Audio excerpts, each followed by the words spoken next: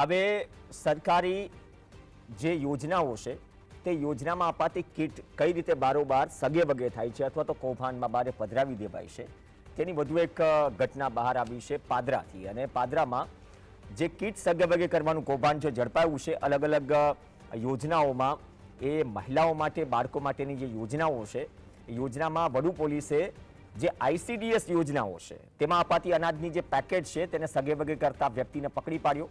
27,975ના મુદ્દામાલ સાથે ઝડપી લીધો છે।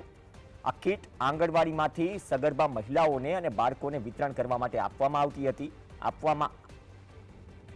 હતી, પણ માતૃશક્તિ, પૂર્ણાશક્તિ, બાળશક્તિ આ ત્રણેય યોજના જે પેકેટ પર લખેલી પણ છે આ તમને કોઈ શોપ પર ન મળી શકે, કેમ કે સરકારની યોજનામાંથી મળતી અલગ અલગ જગ્યાએ કીટો છે।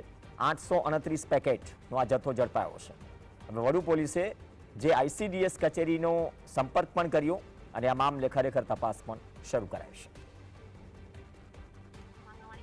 સપ્લાય થાય છે, ઓટીપીથી થાય છે અને સારી રીતે બહેનો વિતરણ પણ કરે છે, પણ આ સ્ટોક ક્યાંનો છે, કેવી રીતના ક્યાંથી ગયો ઘણો છે એ હજી તપાસનો વિષય છે। પ્રાથમિક તપાસમાં કશું જાણકારી મળી છે? ના, હાલ અત્યારે અમને સ્ટોકની જ ખ્યાલ આવ્યો છે કે આ સ્ટોક અહીંયા આવ્યો છે, આવી રીતના પકડાયો છે। સરકારી છે ફાઇલ?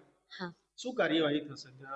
પોલીસ ફરિયાદ થયેલી છે અને આના રિલેટેડ તપાસ આગળ થશે ત્યાર ખ્યાલ પછી ખ્યાલ આવશે કે કોણ છે આની અંદર।